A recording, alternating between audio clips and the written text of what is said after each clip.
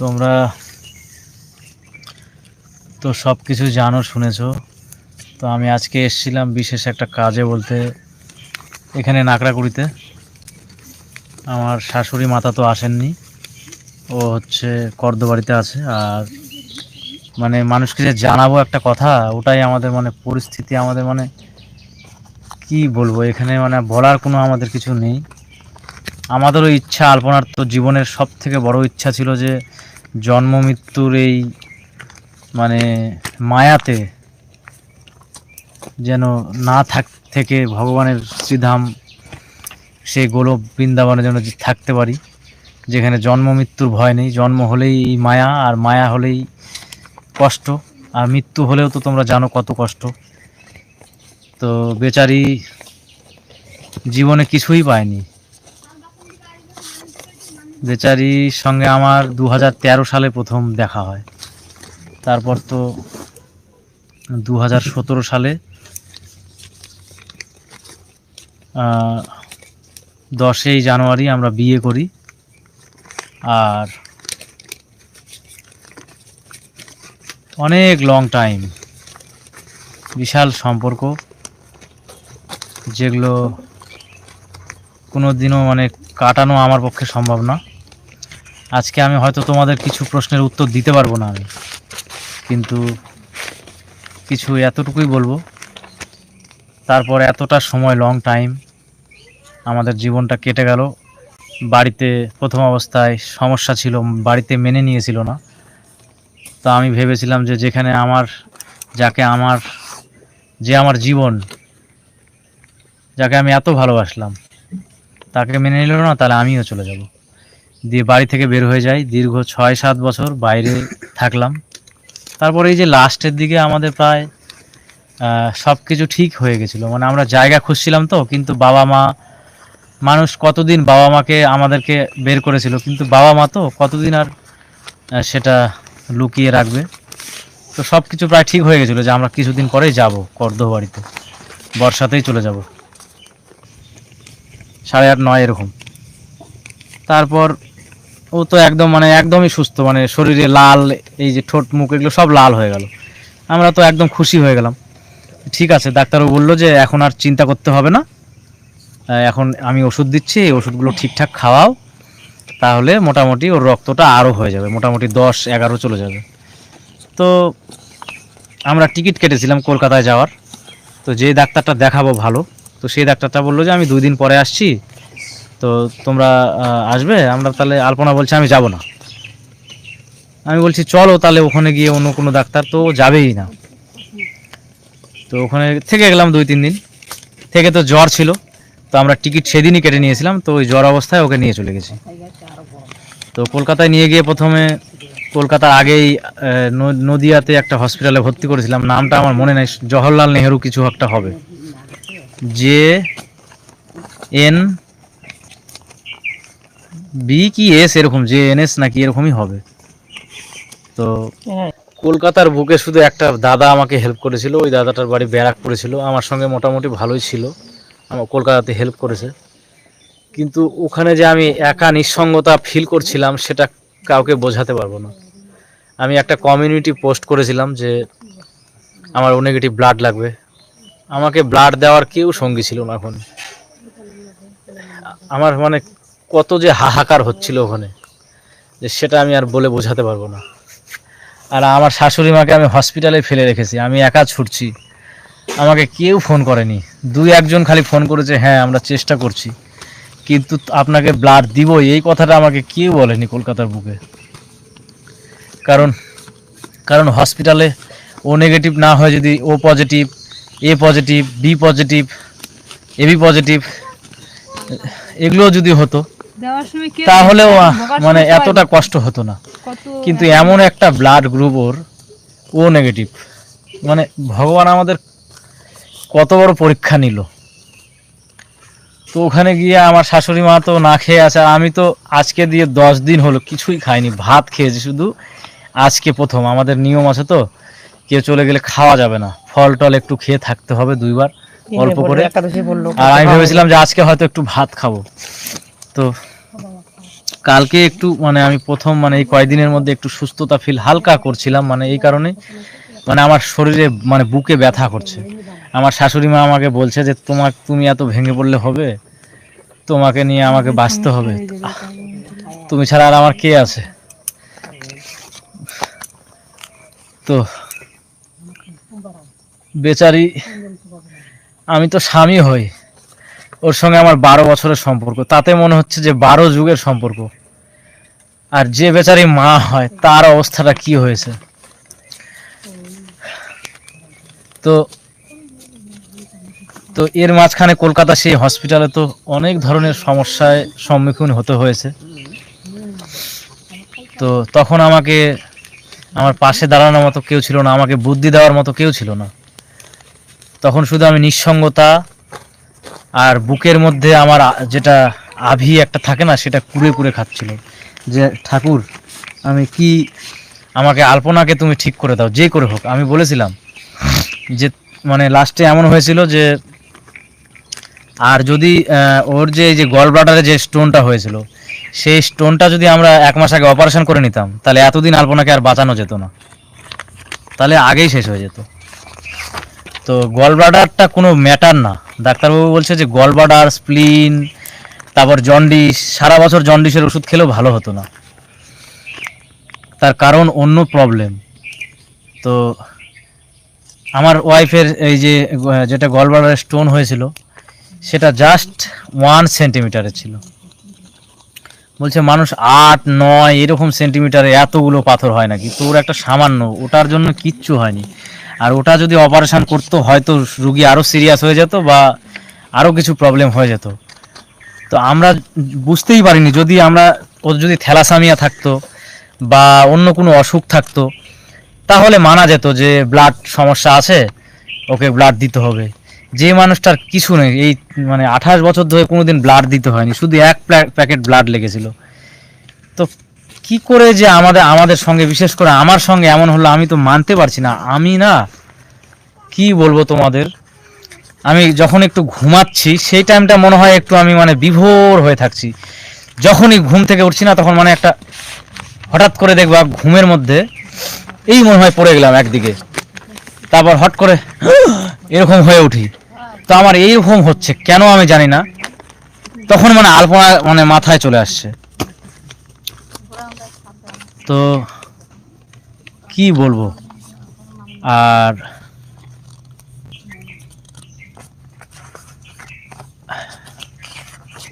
মানে আমার বলার আর কিছু ভাষা নেই। তোমরা আমাদের হয়তো আমরা কি বলবো বা কি হয়েছে সে অপেক্ষা ছিল। আর হসপিটালের আমরা ওখানে একজনকে বাঁচাতে গিয়েছি, একজনের কথা শুনলে মাথা খারাপ হয়ে যাচ্ছে। কেন ভিডিও করিনি, ওর অপারেশনটা কেন হয়নি, ওর ব্লাড ট্রান্সপ্লেশন আগে এবি পজিটিভ হয়েছে পরে ও নেগেটিভ হয়েছে, না আগে ও নেগেটিভ হয়েছে।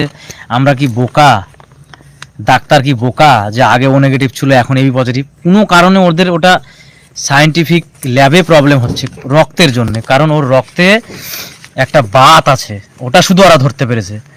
আর রক্তে যে হিমোগ্লোবিনের পরিমাণ, হিমোগ্লোবিন তো না, রেড ব্লাড সেল যে কি কারণে কমে যাচ্ছে। একটা রুগীকে যদি ভুল রক্ত দেওয়া হয় 4 বছর আগে, গত 7 দিন আগে, সেই রুগীটা সারভাইভ করবে 7 মিনিটও? বলেন তো আপনারা। ভুল রক্ত বা আরও অনেক কিছু যদি ভুল ট্রিটমেন্ট হয় সারভাইভ করবে? মানে অপদার্থের সব মানে কথাবার্তা, নোংরামি। কয়েকটা মেয়ে মানুষ আমাদেরকে নিয়ে এমন এমন এমন নোংরামি করেছে, আমি চ্যানেলগুলো দেখেছি, ভিউজ সেরকম হয় না, আমাদের ভিডিওগুলোতেই ভিউজ হয়েছে। তো মানে আমার চ্যানেলের সব বন্ধুরা আমাকে কমেন্ট করছে যে দাদা তোমরা আসো আসো। আর আমার শাশুড়ি মা মানে আমাদের এমন পরিস্থিতি, আমরা হয়তো কোনোদিন তোমাদের হাসাতে পারবো না। আর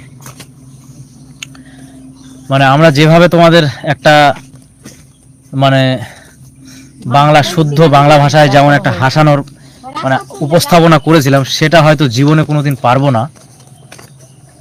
কিন্তু আমরা কেমন আছি আর আমার শাশুড়ি মাকে আমি কেমন রাখছি সেটা হয়তো তোমাদের আমি দেখাবো। আর আমরা না 9 মাস থেকে টাকা পাই, মানে মানুষের এমন ভাবসাব যে আমরা 10 লাখ টাকা করে মনে হয় মাসে পাই।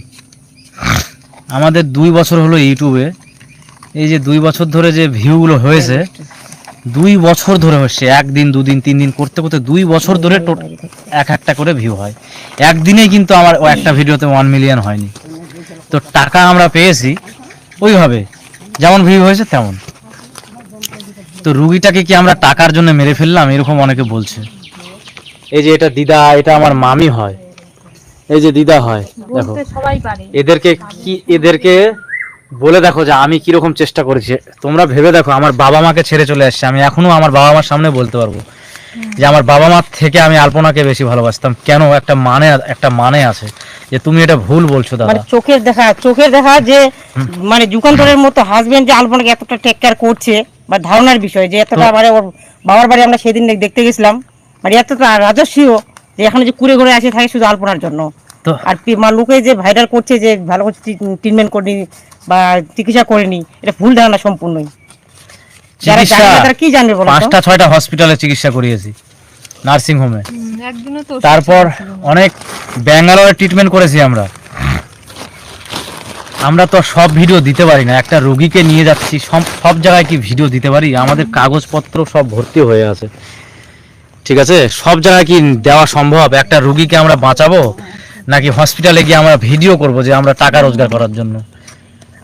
আমি ওই যে বললাম না, অনেক আইপিএস আইএএসরা সুইসাইড করেছে, কিন্তু আমি 2800 টাকায় আমি আলপনাকে হ্যাপি ছিলাম, অনেক শান্তিতে ছিলাম। এই যে পাড়ার লোকজনকে বলো, এই যে তোমাদের দেখাচ্ছি, আমার বউ শাশুড়ি মা এই যে সাইকেল নিয়ে জল আনে তো, ওই যে কলসি করে, দেখো কত বড় কলসি। আমি এই যে এই দুটা ঢোক, আর এই যে দেখো এখানে বড় দুটা ঢোক আছে, আর এই যে ভাঙা একটা সাইকেল কিনেছিলাম, এই সাইকেলে করে আমি প্রতিদিন 5 বার করে, মানে 5 দুগুণ 10 বালতি করে জল নিয়ে আসতাম, কারণ আমাদের একটু জলটা বেশি খরচা হয়। আলপনা আর আমার শাশুড়ি মা বাড়িতে স্নান করতো, পায়খানার জল, ওইদিকে রান্না বান্না, তারপর বাসন মাজা। মানে একটু থামো, আমি হাঁপিয়ে যাচ্ছি। মানে শরীর দুর্বল, আমাকে ব্যাঙ্গালোরের ডাক্তার বলেছে এই না মানে কলকাতাতে ডাক্তার, যে ডাক্তার আমাদের দেখেছে তার নাম হচ্ছে ডক্টর দেবমাল্য ভট্টাচার্য। উনি একজন হেমাটোলজিস্ট, দারুণ ভালো ডাক্তার। এখানকার অনেক পেশেন্টরা ওনাকে দেখেন। তো যাই হোক, সেটা বিষয়ে এখন যাচ্ছি না। তো ওই ডাক্তার বলেছিল, যুগান্তর তুমি এখানে চিকিৎসা করে যাও, তুমি বলছো বুকে ব্যথা করছে, তো তুমি অতটা নেগলেক্ট করো না, এসো। আমি বললাম যে আমার পক্ষে ডাক্তারবাবু এখন এগুলো করা সম্ভব নয়, আমি পারবো না এখন। আমি চলে এলাম। তো আমি মাঝখানে 1টা বছর আগে অনেকগুলো সমস্যায় ফেস করছিলাম, অনেকগুলো অসুখ নিয়ে। তো তা আমার মৃত্যুটা হলো না। আর যে বেচারিটা ছোট থেকে 5টা 6টা মানে কাকু, এত বড় অনেক বড় ফ্যামিলি, কিন্তু পরিবারের অর্থ কম, অনেক কষ্ট করে মানুষ হয়েছে, বড় হয়েছে, লেখাপড়া করেছে, ওই দলে যা হয় সেভাবে পড়াশোনা করে নিজের প্রতিভার বলে ও যখন 11-এ পড়ে তখন ওর বাবাকে ওর ভাই মেরে ফেলে। ওখান থেকে একটা লোকের বাড়িতে এসে ওঠে, ওখানে 10 বছর থাকে, 10 বছর না, ওর মা 10 বছর ছিল, কিন্তু ও মোটামুটি 5 বছর ছিল। তারপর তো আমার সঙ্গে বিয়ে হয়। ওখানে এসে অ্যালকামিস্টে রেখেছিল 1,70,000 টাকা, ওই জমি বিক্রি করে 2 বিঘা। কি করবে মেয়ে মানুষ? ওখানে ভয় পাচ্ছে, একটা বাড়িতে যদি কেউ মেরে ফেলে, সেই বাড়িতে যদি ছেলে মানুষ না থাকে তাহলে কি পরিস্থিতি হয়। ওখান থেকে মেরে ফেললো, অ্যালকামিস্ট উঠে গেল। আমি তখন সংসারের দায়িত্ব নিলাম, কেবল একটু আমাদের ইনকাম শুরু হয়েছে। আলপনার জামা কাপড় পরার খুব শখ জীবনে, তো এত জামা কাপড় নিয়েছে, মোটামুটি ও মনে হয় কত টাকাতে জামা কাপড় নিয়েছে বলতে পারবো না আমি। হ্যাঁ, অনেকগুলো জামা কাপড় পরেই আছে, বেচারি ওগুলো পরতেই পারলো না। হ্যাঁ, একটা নিয়েছিল, মানে একটু সুস্থ হলো, ব্লাড ট্লাড দিয়ে 1-2 দিন, সেদিনই না কয়দিন যেন নিল। তো যাই হোক, তো তারপর এখন এইভাবে আমাদের ছেড়ে চলে গেল বেচারি। সত্যি তোমাদের বলবো,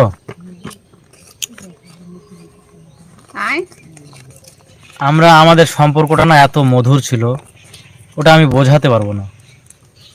মানে হয়তো তোমাদেরও এরকম সম্পর্ক আছে, আমি হয়তো আমার জন্য বলছি যে হয়তো আমি আমারটা দেখছি তো ওই জন্য ভাবছি যে খুব মধুর, কিন্তু ওর কৃষ্ণ, আমরা যে কৃষ্ণ ভক্ত হয়েছি একমাত্র আলপনার জন্য, কৃষ্ণকে চিনেছি। কিন্তু দীননাথ ও বলতো যে আমি আজকে আছি কালকে নাও থাকতে পারি, ওই জন্য সময় থাকতেই ভজন সাধন, কারণ তখন কারণ পলাইতে পথ নাই জম আছে পিছে। তো এগুলো। আর ইসকনের একজন বড় ভক্ত, ইসকনের বিজয় পতাকা স্বামীর ভক্ত ছিলেন মহারাজের, বিশাল বড় ফ্যান ভক্ত আর বিশাল বড় একজন অনুপ্রাণিত ছিল। তো আমরা ওই লোকটার মুখের কথা দেখে ওই লোকটাকে ভালোবেসে আমরা বাড়িতে মাছ মাংস ডিম পেঁয়াজ রসুন বাদ দিয়ে দিই, সব কিছু বাদ দিয়ে দিই, নিরামিষ খাই।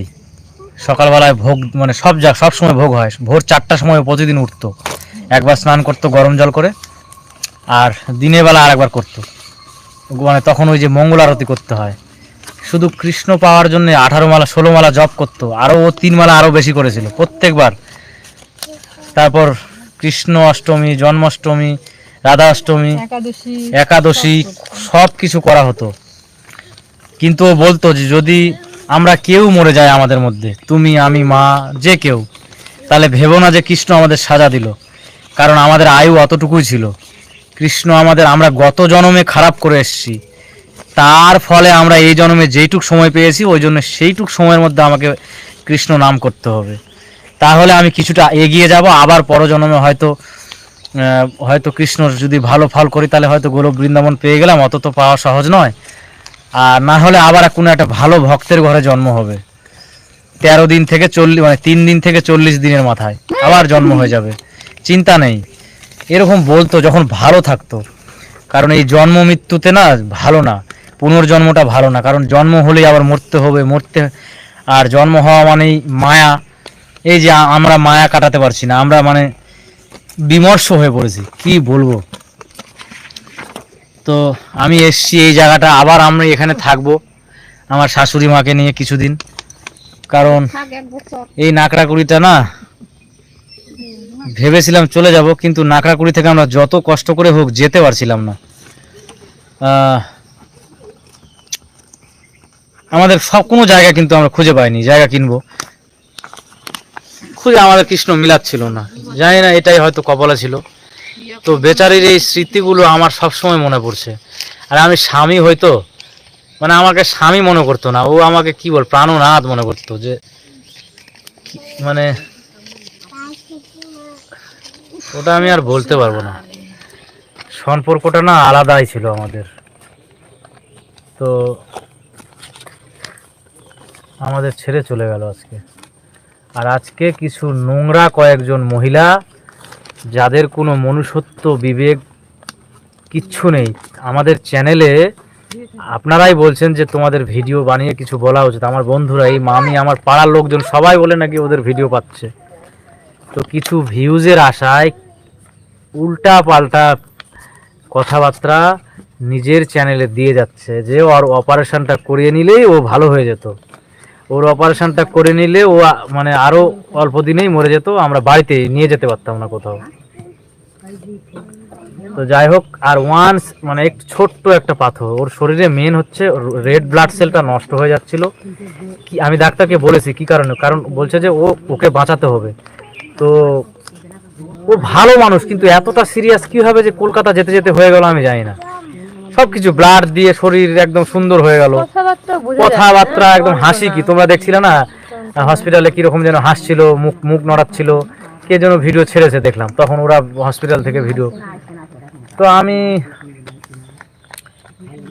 আর আমাদের চ্যানেলে এই যে হাসির ভিডিও, বউ শাশুড়ি, ও এমন একটা ইন্টেলিজেন্ট মেয়ে ছিল, 1 ঘন্টার মধ্যে 10টা স্ক্রিপ্ট তৈরি করতে পারতো আর কি বউ শাশুড়ি নিয়ে। কিন্তু এই যে আমাদের চ্যানেলে যতগুলো ভিডিও হয়েছে, ব্লগ ভিডিও বাদ দিয়ে যেগুলো হাসির ভিডিও, সেগুলো ভিডিওর সমস্ত স্ক্রিপ্ট আলপনা 3টা 4টা করে ভিডিও দিনে আমরা দিতাম, সমস্ত স্ক্রিপ্ট আলপনা তৈরি করতো। আর বাদ বাকি কাজ যেগুলো ছিল সেগুলো আমি করতাম, চ্যানেলটা মেনটেন করা, কোনো গাইডলাইন স্ট্রাইক এলে বা কোনো ভায়োলেশন এলে বা কোনো কিছু প্রবলেম এলে বা চ্যানেলে হয়তো রিচ কম থাকলে বা অনেক কিছু প্রবলেম থাকে, যেগুলো আরও কিছু ল্যাপটপের কাজ থাকে যেগুলো মোবাইলে হয় না, তো সেগুলো আমি মেনটেন করতাম। তো বেচারি আমরা ওই জন্য মানে সেটাও বড় ব্যাপার না, আমরা হয়তো কাউকে পেয়ে যাব যে স্ক্রিপ্ট তৈরি করার জন্য হাসির, কিন্তু আমাদের মধ্যে থেকে ওই যে আমার শাশুড়ি মায়ের যা সেই অভিনয়টা যেটা করতো সেটা হয়তো আর কোনোদিন আসবে না। আমরা যে হাসিটা হাসতাম সেটা হয়তো কোনোদিন পাবো না।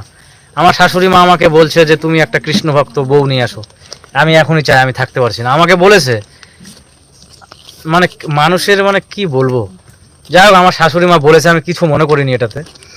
কৃষ্ণ ভক্ত মেয়ে একটা নিয়ে আসলে তাহলে ভালো লাগবে বলছে, কিন্তু আমার পক্ষে ওটা সম্ভব না। আমি বলেছি আমার শাশুড়ি মাকে যে আমি আপনাকে দেখবো, সারা জীবন দেখবো, আমার আপনার নিয়ে কোনো প্রবলেম হবে না, সারাটা জীবন আমার বুক দিয়ে আগলে রাখবো। আলপনা যখন ভালো ছিল তখন বলতো কি যে আমি আমার বাবা জীবনে সুখ পাইনি, আমিও মনে হয় পাবো না রে, যখন সুখের সময় আসবে তখন মনে হয় আমিও মরে যাব, তখন আমার মায়ের দেখো ভুয়া, আমার মায়ের দেখো। কিন্তু আজকে যে কথাগুলো সত্য হয়ে যাচ্ছে, মানে মানে সেটা আর আমি কল্পনা করতে পারবো না। তো বেচারি যে কোথায় আছে জানি না। আর একটা আশ্চর্য জিনিস হয়েছে, আমি সেটা বলতে পারবো না। মানে ও চলে যাওয়ার পর থেকে ওটা বললে মানুষ বলবে যে ওরে বাবা আরো বেশি বেশি কথা, ওই যে ইয়ের ব্যাপারটা, মালা টালা ওগুলো ব্যাপারটা, বলবো না থাক, মানুষ ফালতু বলবে, কিন্তু সত্যি যেটা সেটাই হয়েছে। আমাদের হচ্ছে অনুষ্ঠান বলতে বলে দিচ্ছি, আমাদের হচ্ছে 25 তারিখে আছে, 25 তারিখে হবে হচ্ছে ক্ষৌরকর্ম, আর আদ্য শ্রাদ্ধ ও পারলৌকিক ক্রিয়া হবে 22শে শ্রাবণ, মানে 26শে জুলাই, ওটা হচ্ছে শুক্রবার। আর আর আর মহাপ্রভুর ভোগ হবে 14ই শ্রাবণ, মানে 30শে জুলাই আমাদের বাড়িতে ওখানে, মঙ্গলবার। হ্যাঁ, এই তো হচ্ছে ব্যাপার। তো কার্ড ছাপানোর জন্য এই যে দিতে এসছি, তো এখনো আমার মনে হচ্ছে না, তোমাদের মনে হচ্ছে না, ভাবো যে তোমরা মনে করছো যে আলপনা এখনো কোথাও না কোথাও আছো, এরকম হতেই পারে না। তো তাহলে আমরা কিভাবে আমার শাশুড়ি মাকে আমি নিয়ে আসি, আমি নিজে আছি, মানে মাথা,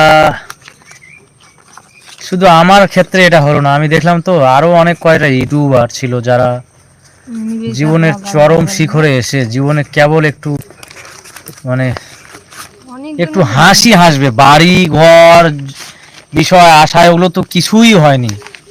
আমরা জাস্ট একটা জায়গা খুঁজছিলাম যে 50-60 হাজার টাকা শতক, 6-7 শতক 8 শতক মতো যদি জায়গা বা 10 শতকও যদি পাই তাহলে নিতে পারবো, তার বেশি যদি হয় আমরা 1 লাখ টাকা শতক হলে মানে 5-6 শতকের বেশি নিতে পারবো না। তাহলে আমরা কত টাকা রোজগার করেছি ভাবো।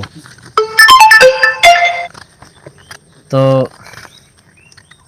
ওটাই দেখাতাম, গীতা ভাগবত দেখেছো তো, এরকম গল্প করতো মানুষটা সবসময়। আমরা যখন থাকতাম, আমরা সিনেমা টিনেমা ওগুলো দেখতাম না অতটা, এমনি মোবাইল দেখতো, আর এরকম গল্প করতাম সবসময়, যেটা শুনতো। আর ওখানে ওই যে বিজয় পতাকা স্বামী, তারপর আরও অনেক অনেক প্রভু যারা ছিলেন,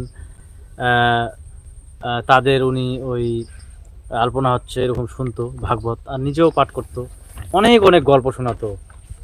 যে বলতো কি যে সব থেকে বড় হচ্ছে পরমাত্মা, তার থেকে ছোট বলে যে আমাদের আত্মা, তার থেকে ছোট বলতো যে আমাদের দেহ, তারপর থেকে বলতো যে তার থেকে ছোট মন, তার থেকে ছোট শরীর, তারপর বলতো যে তার থেকে ছোট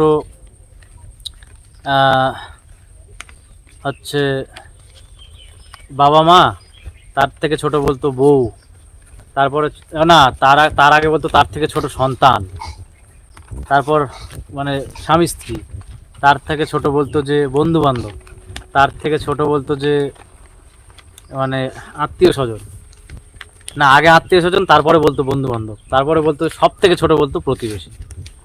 তো এরকম গল্প শোনাতো জানো, মানে এটা মানে ভাগবতের কথা আর কি। যাই হোক, হয়তো ভাগবতের কথা, আমি তো অত ওর মতো পড়িনি। তো মেয়েটা আমাদের জীবন থেকে চিরকালের মতো চলে গেল, ওকে তো আর ফিরিয়ে আনতে পারবো না কোনোদিন। তো তোমরা আশীর্বাদ করো জীবনটাকে, আলপনার মাকে মানে আমার শাশুড়ি মাকে যেন সারা জীবন যেন আমি দেখে রাখতে পারি। আর তোমাদের তো সবসময় দেখাবো, আর এই জন্যে এই লাইভটা বিশেষ করে আসা, তোমাদের জন্য আসা। আর এই জন্যও আসা যে তোমরা বলছো যে যারা উল্টাপাল্টা কথা বলছে তাদের বিরুদ্ধে যেতে হবে, সে প্রশাসন আইন কি ব্যবস্থা নেবে সেটা আমার কাছে ম্যাটার না, তবে আমি যাব, আমি নিশ্চয়ই যাব। আমার খালি এটা পার হয়ে গেলেই আমি যাব। যারা অলরেডি ভুল স্বীকার করেছে যে না আমরা না জেনে ভুল, অনেক কটা ইউটিউবার দেখলাম ওরা ভুল করেছে, বলছে যে আমরা সত্যি ভুল করে বলেছি, না জেনেই উল্টাপাল্টা কথা শুনেছি। আমি অলরেডি, যে ভুল করে সে ভগবানও তাকে ক্ষমা করে, আমরা তো কি, তো আমার কোনো ব্যাপার না। কিন্তু না জেনে না শুনে একটা আজগুবি মন গড়া কথা বলে দিলে হবে? তো তোমরা যে যেখানে থাকো, পৃথিবীর যে প্রান্তেই থাকো, আমাদের একটু সাহস দাও, হিম্মত দাও। আর আমরা পারছি না, মানে কি বলবো, বলার ভাষা নেই। এই যে দিদা, এই যে সবাই এখানে দিদাররা সব বসে আছে, এরা মানে এরা সবাই গিয়েছিল। আর এখানে আমাদের এই বাড়িতে অনেকে আসছো, এখানে এসো না, যদি যাও তাহলে কর্দতেই যেও। আর কমিউনিটি পোস্ট আমি ডিলিট করেছিলাম, কারণ আমার রক্তের আর দরকার নেই। মানুষ অনেকেই ফোন করে বলছে দাদা রক্তটা আমার হয়ে যাবে, একটু সময় দিন, এরকম মানে অনেক ফোন আসতে আসে, ওই জন্য আমি কমিউনিটি পোস্টটা ডিলিট করে দিলাম। আর ওখানে ফোন নাম্বার আছে, অনেকেই ফোন করছে, আমাদের মানে মানসিক অবস্থা আরও খারাপ ছিল। তো সেই জন্য ডিলিট করে দিলাম, যে কী হবে। তো যাই হোক, ওগুলো আমার কাছে কে কী বললো না, কোন ইউটিউবার কী বললো, আমার ওগুলো ম্যাটার, আমার কাছে ওগুলো ম্যাটার করে না। কারণ আমি আমার কাছে সত্য নিয়ে, বিবেক নিয়ে, মনুষ্যত্ব নিয়ে বাঁচবো, আর এইরকম ছোট হয়েই বাঁচবো জীবনে। আর যেদিন মারা যায় সেদিন মনে হয় অষ্টমী তিথি ছিল নাকি, আর মনে হয় আর ব্রহ্ম মুহূর্ত ছিল, আর রথযাত্রা ছিল, এটা একটা ভালো জিনিস। তো সেটা তো আমরা, যা হয়েছে হয়েছে, তো আমরা আশীর্বাদ করবা যেন আমরা ওর হয়ে যেগুলো মানে কর্মের যে কাজ ক্রিয়া সেগুলো যেন সঠিকভাবে করতে পারি, এবং আলপনাকে আমরা যেন সবাই মিলে পরম ধানে মানে ভগবানের কাছে প্রার্থনা করে নিয়ে যেতে পারি, বাস আর কিচ্ছু চাই না। ও খুশি হলেই সব খুশি। ও এমন বলতো যে আমরা তিনজনই পরম ধামে থাকবো, আমরা সবাই সবার সঙ্গে থাকবো, ভীষণ খুশি, এরকম বলতো। মানে নিজের কথাও কোনোদিনও ভাবতো না, সবসময় যা করতো আমাকে আর ওর হতভাগ্য মাকে এইভাবে বলতো। আমি সব থেকে কাছের ছিলাম তো আলপনার, মানে ওই জন্য আমি বুঝতে পারছি না যে কি, আমার এখনো বুঝতে পারছি না যে আমি কি করব। আমার এখনো মনে হচ্ছে যে আমি মানে কি বলবো, তো সেগুলো আর বলে লাভ নয়, আমার তো বলতে চাইনি ওগুলো কথা। তো তোমরা এসো, পারলে আমাদের এখানে এসো, আমাদের সঙ্গে দুটো কথা বলে যেও, এটাই আমি চাই, আর কিছু চাই না। আর সব থেকে বড় চাওয়া আমার আলপনা যেন ভালো থাকে, আর তাহলেই আমি ধন্য। আর ভিডিও নিয়ে আমরা ভিডিও মনে হয় মানে চ্যানেলই বাদ দিয়ে দিব নাকি তার ঠিক নেই। আর সবাই বলছে যে বাদ দিও না, তোমরা এইভাবে চালিয়ে যাও। তো জানি না পারবো কিনা, সেই শক্তি ভগবান দিবে কিনা, বা আলপনা যদি দিতে পারে ওখান থেকে, কৃষ্ণের ধাম থেকে, যে কৃষ্ণের পরম ধামে যাবে তার সব কিছু মনে থাকবে। তো এটাই খুশি যে সবাই সবাইকে চেনা যায়, এরকম নাকি। তো তোমাদের কোনো প্রশ্নের উত্তর আমি দিতে পারছি না আজকে, সেরকম আমার মুড নেই বা সেরকম আমার পরিস্থিতি নেই। তো বলবো যে তোমরা সবাই আমাকে ছোট সন্তানের মতো, ছোট ভাইয়ের মতো, একজন ছোট নির্বোধের মতো তোমরা আমাকে একটু শক্তি দিও মনে। বেচারিকে তো বাঁচাতে পারলাম না, জীবন থেকে আমার চলে গেল, তো আর কিছু বলার নেই আমার। তাহলে পুরো ভিডিওটা দাদা দেখলেন, মানে এই ভিডিওটা দেখে অনেকেই কিন্তু আগে কমেন্টস করেছিল দাদা নাকি দিদির ঠিকমতো চিকিৎসা করায়নি, ভালো হসপিটালে নার্সমে দেখায় নাকি। এটা কিন্তু আদৌ ভুল। দাদা তার নিজের যথাসাধ্য চেষ্টা করেছেন দিদিকে বাঁচানোর জন্য। অ্যাকচুয়ালি কি হয় বলুন তো, যার যায় না সেই বোঝে যে কতটা কষ্ট ওনার হয়েছে বা আজকে হচ্ছে। এবার আগামী দিনে দাদা কি ভিডিও বানাতে পারবে সেটাই দেখার। দিদি যেখানে গেছেন আশা করি তিনি গোবিন্দের স্থান পাবেন। আপনারা এই ভিডিওটাকে যথাসাধ্য যতটা পারবেন শেয়ার করে দিন, কারণ অনেকেরই জানার ইচ্ছা যে দিদি কীভাবে অ্যাকচুয়ালি মারা গেছিল। এই ভিডিওটার মধ্যে পুরো ডিটেলস সেটা দেওয়া আছে, আপনারা ভিডিওটা শেয়ার করে দিন। আর আজকে এই অবধি, দেখা হচ্ছে নেক্সট একটা ভিডিও নিয়ে। আপনারা ভালো থাকবেন, সুস্থ থাকবেন, জয় হিন্দ।